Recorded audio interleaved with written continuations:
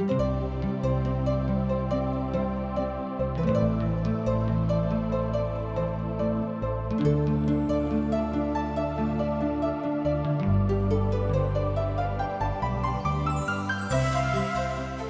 हार्दिक स्वागत कऽ रहल छी TWR इंडिया द्वारा प्रस्तुत आशक इजोत कार्यक्रम में।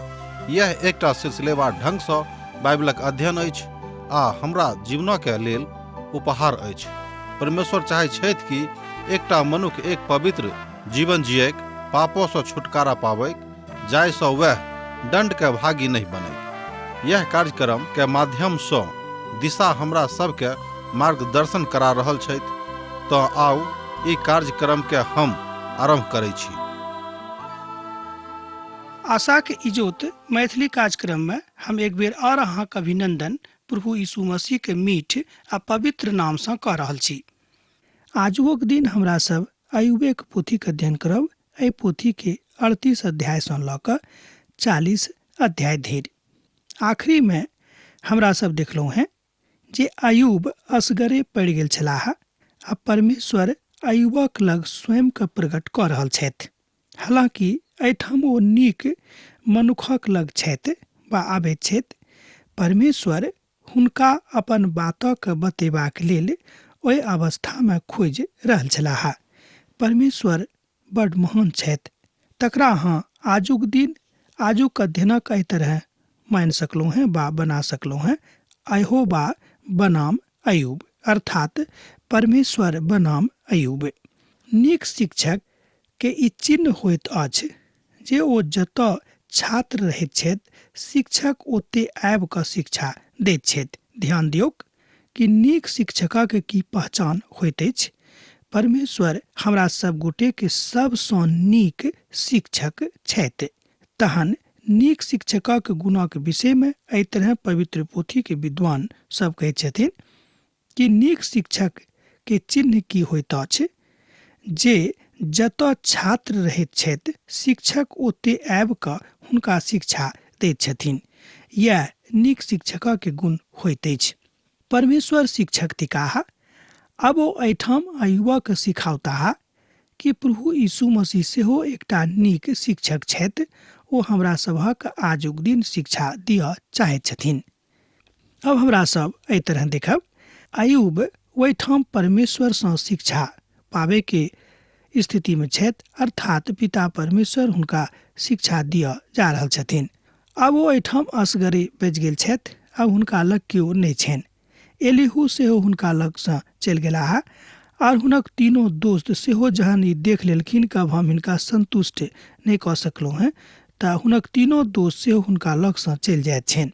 स्वभाव में एकटा एहि बातक अहाँ देख सकैत छी कि अहाँ ओहि ठामक अवस्था कोन तरहक रहिक। एहि बातक उजागर करैत एहिठाम विद्वान कहैत छथिन कि ओतऽ सब किछु सामान्य भऽ गेल रहिक। प्रभु यीशु मसीह आजुक दिन अहाँके सिखेबाक हेतु चाहैत छथि, अर्थात अहाँके सिखाबऽ चाहैत छथि। हम नहि बुझैत छी जे प्रभु यीशु मसीह के दृष्टांत काल्पनिक छलिक।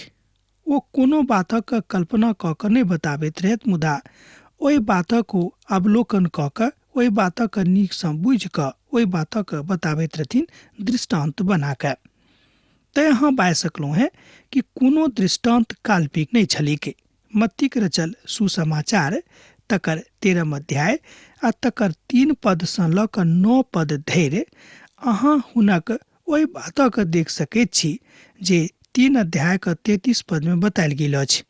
बहुत लोकक के खाना खुएबाक रहनि। कथा का अवलोकन अहाँ कऽ चुकलहुँ हैं, कियाक तऽ हमरा सब एहि पोथी के अध्ययन समाप्त कऽ चुकल छी, अर्थात मत्तीक रचल सुसमाचार के। आ एहि तरहक शिक्षा के प्रक्रिया बड़ अद्भुत सेहो लागैत अछि। यहोवा अय्यूब सँ कथा करैत छथि आ तहन अय्यूबक परमेश्वर अन्हर में सँ उतारि देलाह। ई वह छथि जे अज्ञानता के कथा क युक्ति के बिगाड़ऽ वाला छलाह के तऽ अय्यूब। ए बातक अहाँ एहिठाम 1 पद आर 2 पद में देख सकैत छी। परमेश्वर अय्यूब का एहि तरह अन्हरक बीच में उतर कऽ एहि बातक बताबैत छथि। प्रभु हुनका सँ सृष्टिकर्ताक रूप में कथा कऽ रहल छथि। हमरा सब एहि बातक देखैत छी वा एहि बातक पाबैत छी जे बड़ गलत बात भ सकै छै।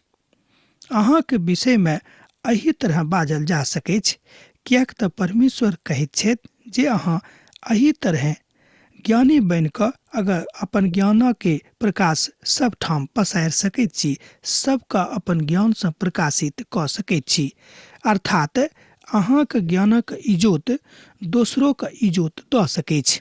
पुरखक जकाँ अपन कमर बान्हि लिअ, किएक तऽ हम अहाँसँ प्रश्न करैत छी और अहाँ हमरा उत्तर दिअ। ई पिता परमेश्वर अय्यूबसँ कहैत छथि कि अहाँ पुरखक जकाँ अपन कमरके बान्हि लिअ, किएक तऽ हम अहाँसँ प्रश्न कऽ रहल छी और अहाँ हमरा उत्तर दिअ। जहन हम धरतीके नेब राखलहुँ हैं तहन अहाँ कतऽ छलहुँ? जँ अहाँ समझदार छी तऽ उत्तर दिअ। एहिठाम पिता परमेश्वर अय्यूबसँ प्रश्न कऽ रहल छथि 3 आ 4 पदमे कि जहन हम धरतीके नेब राखि रहल छलहुँ हैं तहन अहाँ कतऽ छलहुँ? जँ अहाँ समझदार थिकहुँ हैं तऽ उत्तर दिअ। इएह ओ पद अछि जाहि पदक हम प्रत्येक जीवधारीके मानबाक अछि, किएक तऽ एहि बातक एहि जीवित पोथीमे हमरा लोकनि देखैत छी कि परमेश्वरक जीवित वचन एहि बातक बेर बेर दोहरियाबैत अछि कि अहाँ कहियो कोनो परिस्थितिमे अपन रचनिहारसँ बेसी समझदार नहि भऽ सकलहुँ हैं, किएक कि विशाल जे बनल अछि संसार, एहि विशाल संसारमे अंतरिक्ष, तारागण, सूरज आ चंद्रमा, समुद्र, पता नहीं कतेक पैघ पैघ वस्तु थिक तकरा विषयमे आजुक दिन धरि केओ पता नहीं लगा सकने छथि। 1-2टा ग्रहक विषयमे वैज्ञानिक सब पता लगौने छथि, मुदा तकरो विषयमे हुनका अखन धरि पूर्ण ज्ञान नहीं भेल छनि। हम एहि बातक ज्ञान नहीं राखैत छी कि अहाँ कतेक महिमा कयलहुँ हैं अपन प्रभुके, मुदा अहाँ बताबियौ कि ओहि कालमे अहाँ कतऽ छलहुँ हैं आ ई कहिया भेल सेहो हुनकासँ ओ पूछैत छथि। तहन अहाँ बाजि सकैत छी कि ओ कहले लगभग 250,000 बरख पूर्व, आ तहन अपन बातक बतायल जा सकै छै। प्रभु हुनका सभक एहिठाम अर्थात बताबऽ जा रहल छथि। ओकर नाम की ठहरतैक? की अहाँ जानैत छी कि हुनका ऊपर सूत के खींचतैथ? ओ ओकर नेब कोनाक वा कोन वस्तुके से राखने रहथि? की अहाँ एहि बातक जानैत छी ई माठ पिता परमेश्वर एहि धरतीके लेल कतयसँ आनने रहथि? की अहाँ एहि सभटा बातक जानैत छी? एहि बातक सत्यापन अहाँ एहिठाम 38 अध्यायके 5 आ 6 पदमे कऽ सकलहुँ हैं।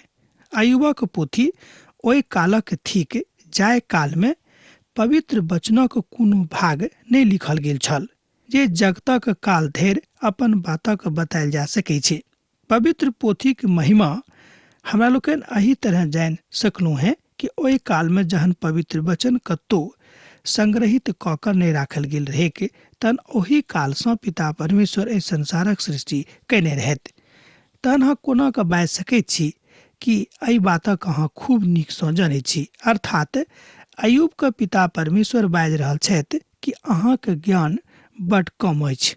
जहन भोरक तारा एक संग आबैत अछि और परमेश्वरक सब पूत जय जयकार करैत छलाह। एहि बातक अहाँ पद 7 में देखैत छी। एक बेर आर देखियौ, जहन भोरक तारा एक संगे गाबैत छथि और परमेश्वरक सब पूत जय जयकार करैत छलाह। किएक तऽ आदमी मनुख बड्ड देरी कऽ कऽ अयलाह। परमेश्वरक ब्रह्मांडमे उत्पत्तिमे बड्ड आनंदक कथा छल, मुदा ओहि कालमे मनुखक उत्पत्ति नहीं भेल छलीक। हमर मित्रवर, जँ अहाँ हुनक पूत थिकहुँ हैं तऽ अहाँ एहि बातक खूब नीकसँ बुझि सकैत छी कि ओहि कालमे जहिया पिता परमेश्वर एहि धरती आ स्वर्ग, सूरज आ चंद्रमा आ तारागणक बनौने रहथि, ओहि कालमे अर्थात ओहि प्राचीन कालमे मनुष्य जाति के सृष्टि ओ नहीं केने रहथिन। इफिसियो के पोथी तकर 1 अध्याय आ तकर 3 पद में हमरा लोकनि एना देखैत छी कि हमर प्रभु यीशु मसीह के पिता आ परमेश्वरक धन्यवाद होइक एहिठाम शब्द आबि रहल अछि आनंद। परमेश्वरक आनंद अछि जे हमरा लोकनि आनंदित रही। एहिठाम जे आनंद शब्द आयल अछि ओ यह थिक कि पिता परमेश्वर जे किछु अहाँके देने छथि ओहिमे अहाँ आनंदित रहू, दोसराके देख कऽ अहाँ ईर्ष्यालु नहीं बनू। जे अहाँ आनंदित रहू, परमेश्वरक आनंद अहाँके खुशी अछि, अहाँके लेल खुशी आनत। हम आशा रखै छी जे परमेश्वरक आनंद अहाँके खुशी अछि। ओ अहाँके आनंद चाहैत छथि, अर्थात ओ अहाँके आनंदित देखऽ चाहैत छथि। आब एहिठाम किछु बड्ड नीक वचन अछि जकरा आब हम अहाँके एहि तरह बता सकलहुँ हैं।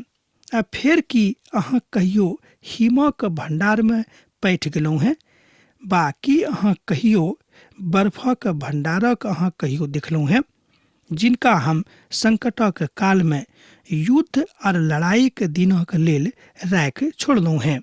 अय्यूबक पोथी तकर 38 अध्याय 22 आ 23 पद में एहि बातक बड़ स्पष्टताक साथ बतायल गेल अछि। एहि दुनू पदसँ किछु बड़ रुचिकर और काजक अहाँ देख सकैत छी आ शब्दक अहाँ निकालि कऽ आनि सकलहुँ हैं। ई शब्द थिक बरफ।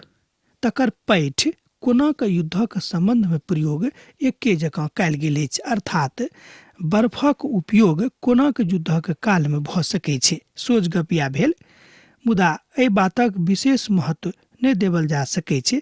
बर्फ कोनाक युद्धक रोकि राखि सकैत अछि, बा ओ युद्ध भूमि में अपन दुश्मनक हरा सकैत छै।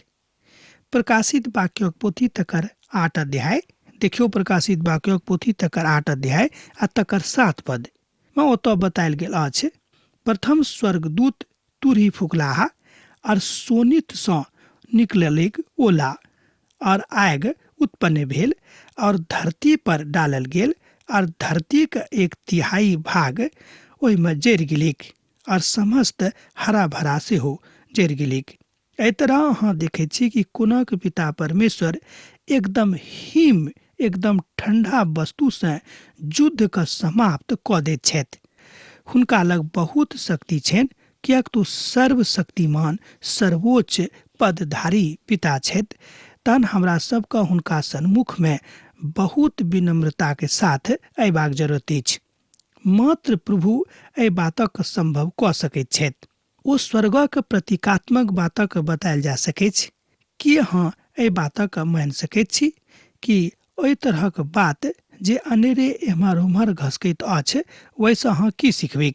की अहाँ राशि के ठीक ठीक काल में उदय कऽ सकैत छी, बा सप्त ऋषि के संगे समेत लऽ कऽ चलि सकलहुँ हैं? की अहाँ आकाशक मंडलक विधि के जानैत छी और धरती पर हुनक अधिकारक ठहरा सकलहुँ हैं? 31 और 33 पद में एहि बातक बतायल गेल अछि। अर्थात एहिठाम पिता परमेश्वर अय्यूब सँ प्रश्न कऽ रहल छथि। हमरा लोकनि जे देख रहल छी, एहिठाम हमरा सब देखैत छी कि अय्यूब और पिता परमेश्वरक बीच में वार्तालाप भऽ रहल अछि।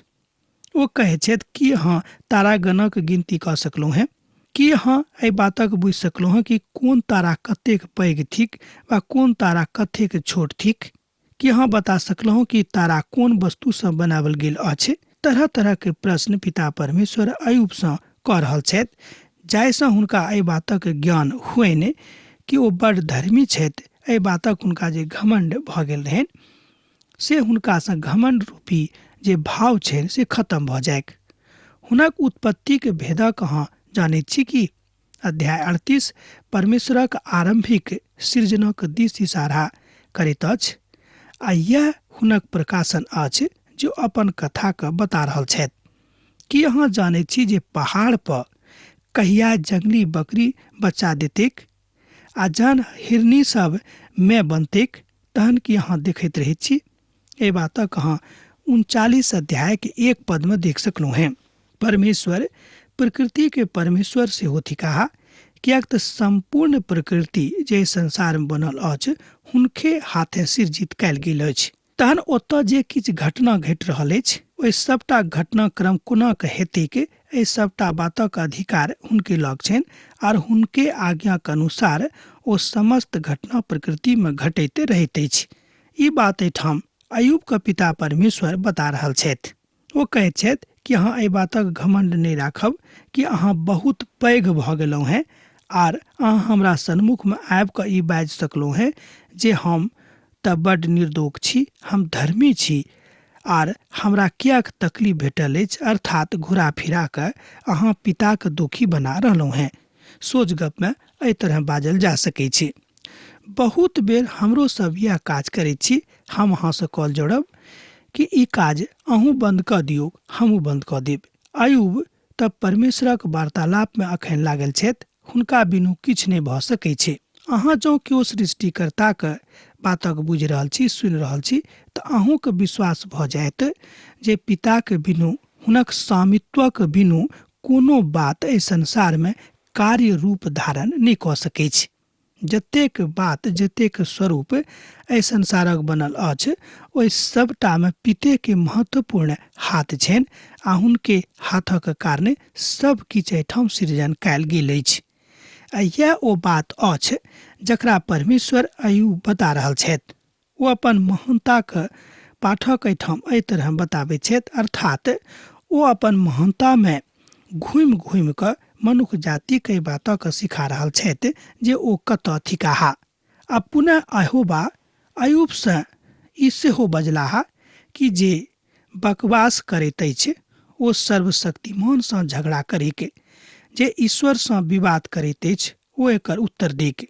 एहि तरह हमरा लोकनि देखैत छी कि एकटा बड्ड कठिन प्रश्न लऽ कऽ पिता परमेश्वर अयूबक सन्मुखमे आबैत छथि। पद 1 और 2 में। अध्याय 40। अयूब अहाँके परमेश्वरक पाठ सिखेबाक बातक सोचि रहल छी।